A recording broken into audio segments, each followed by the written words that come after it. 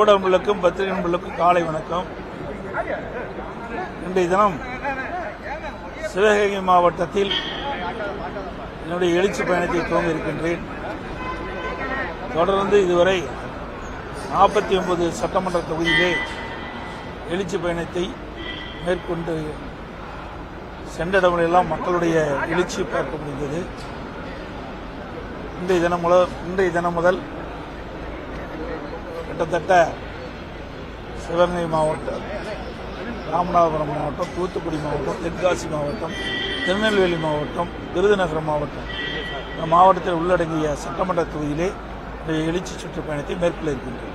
தொடக்க வேளாண்மை கூட்டுறவு பயிர்க்கடன் கொடுத்து சிவில் ஸ்கோர் யூனிவர்சிட்டி கேட்கறது படிக்கிறாங்க சார். இப்போ திருப்பி நீங்கள் உங்களோட தொடர் வலியுறுத்தல் தமிழக அரசு 17/7/2025 சிவில் ஸ்கோர் அந்த இதில் சுற்றறிக்கை விட்டு விவசாயிகளுக்கு பெரிய துன்பம், பயிர்க்கடன் வாங்குறது, மற்ற கால்நடைகள்லாம் சம்பந்தப்பட்ட கூட்டுறவு வங்கியில் கடன் வாங்குறதுல மிகப்பெரிய பிரச்சனையாக இருந்தது.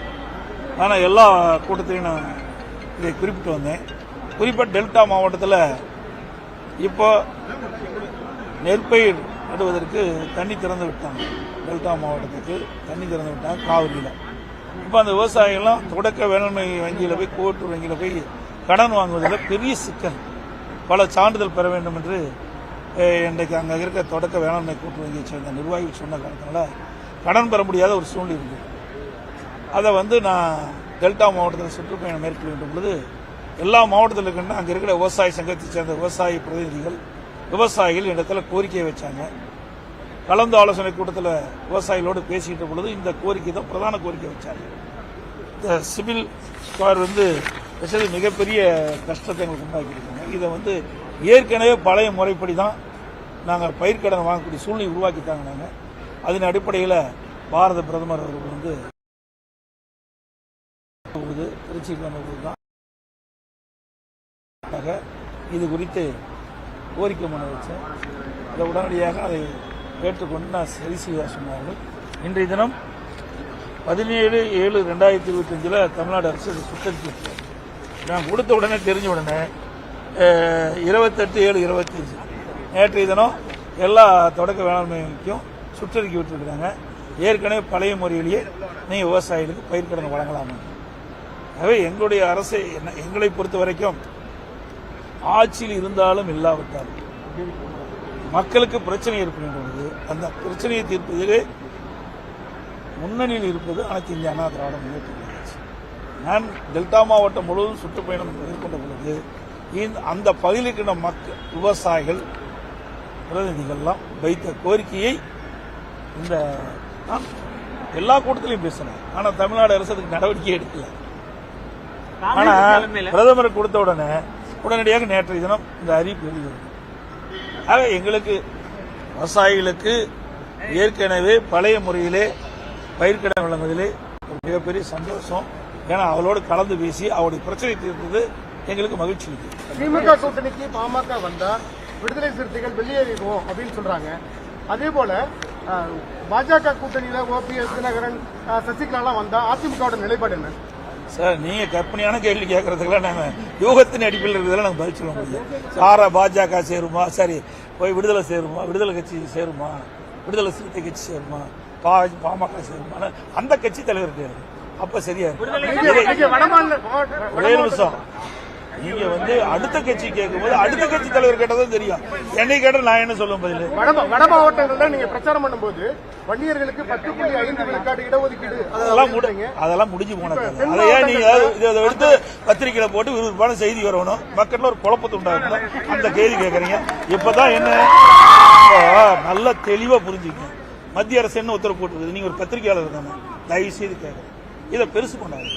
இதை வேண்டுமென்றே திட்டமிட்டு சில விஷமத்தனமான கேள்வி கேட்டு இதை ஒரு பத்திரிகையிலே ஊடகத்தில் வெளியில் அதுக்கு ஒரு குறிப்பிட்ட பிரச்சனை உண்டாக்கும்னு நினைக்கிறீங்க. அது நடக்காது. ஏன்னா இப்ப அதெல்லாம் தாண்டி போய் இன்றைக்கு மத்திய அரசு ஒரு உத்தரவு பிறப்பிச்சு அதன்படி இந்தியா முழுவதும், தமிழ்நாடு இந்தியா முழுவதும் ஒரு நிலைப்பாடு எடுத்துட்டாங்க. அதோட முடிச்சு காங்கிரஸ் தலைமையில கூட்டணி போடுறதா மூன்றாவது கூட்டணி உருவாறதா சொல்றாங்க. காங்கிரஸ் தலைமையில தாவேகாவோட சேர்ந்து மூணாவது கூட்டணி உருவாறதா சொல்றாங்க. சார், 8 மாசம் இருக்கு தேர்தலுக்கு, எது வேணாலும் நடக்கும். நாங்க எப்படி நாங்க வந்து அதை பதில் சொல்ல முடியும்? யோகத்தின் அடிப்படையில் பதில் சொல்ல முடியும். ஒவ்வொரு கட்சிக்கும் ஒரு நிலைப்பாடு இருக்கு, ஒவ்வொரு கட்சிக்கும் ஒரு கொள்கை இருக்கு. அந்தந்த கட்சிகள் அந்த நிலைப்பாட்டின் அடிப்படையில் தான் அவள் முடிவு செய்வார். ஓபிஎஸ் வந்து மத்திய அரசு கட்டணம் தெரிவிச்சிருக்காரு சார். இந்த கல்விக்கான நிதி எல்லாம் கிடைக்கல. அது அவரை கேளுங்க, இன்னும் எங்க கேட்கறீங்க சார்? நான் தான் சொல்றேன், எங்களை சம்பந்தப்பட்ட கேள்வி கேளுங்க, நான் பதில் அடுத்த தலைவர் எங்களோட நிலைப்பாடு தான் நான் ஏற்கனவே சொல்லிட்டோம். இதையெல்லாம் நல்லா சிந்திச்சு பாருங்க. இது எப்போ வந்தது? 1976 வந்தது.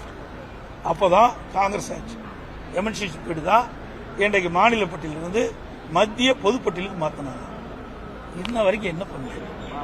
16 ஆண்டு காலம் மத்தியில் ஆட்சி அதிகாரம் சிந்திச்சு பாருங்க. 5 ஆண்டு காலம் பாரதிய ஜனதாவில் திராவிட முன்னேற்ற கழகம் ஆட்சியில் பங்கு பெற்று ஆட்சி அதிகாரம். காங்கிரஸோட 5 வருஷம் ஆட்சி. மறைந்த விபி சிங் மத்தியில் பிரதமராக இருக்கும்போது அந்த அமைச்சர்கள் இடம்பெற்றிருந்தாங்க. ஐக்கிய குஜராத் அந்த அமைச்சர்கள் இடம்பெற்றிருந்தாங்க. மரியாதைக்கு தேவகவுடா அவருடைய அமைச்சர். 16 ஆண்டு காலம் மத்தியிலே ஆட்சி அதிகாரம் இருக்கின்ற பொழுது மத்திய பொதுப்பட்டியலிருந்து மாநில பட்டியலுக்கு மாற்றல. ஆட்சி அதிகாரம் இருக்கும்போது தாங்க நம்ம மாற்ற முடியும்.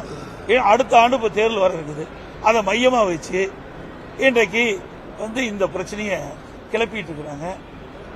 ஏற்கனவே உண்மையிலேயே இந்த பிரச்சனை தீர்வு காண வேண்டும் என்று திராவிட முன்னேற்ற கழகம் எண்ணி இருந்தால் அவர்கள் மத்தியில் ஆட்சி அதிகாரம் இருக்கும்போது மத்திய பொதுப்பட்டியல் கல்வி மத்திய பொதுப்பட்டியல் வந்து இங்கே மாநில பட்டியல் தாராளம் மாற்றிருக்கலாம். ஓரணிகள் திமுக பத்தி உங்க கருத்து சார்? எல்லா மீட்டிங்கும் சொல்லிட்டே இருக்கிறேன், எல்லா பொதுக்கூட்டத்திலையும் சொல்லிட்டே இருக்கிறேன். அதையும் அப்படியே எடுத்துப்பாங்க. யாரு எங்க கூட்டணியில? அதிமுக பாரதிய ஜனதா இருக்குது. பாரதிய ஜனதா கூட்டணியில் பல கட்சிகள் இருக்கணும். இன்னும் 8 மாத காலம் இருக்குது. 8 மாத காலம் தேர்தல் அறிவிக்கப்பட்ட பிறகு அவங்களுக்கு யாரெல்லாம் இருப்போம் என்பது பத்திரிகை ஊடகத்தை வைத்து தெளிவாக நான் குறிப்பிடுவேன். நன்றி, வணக்கம்.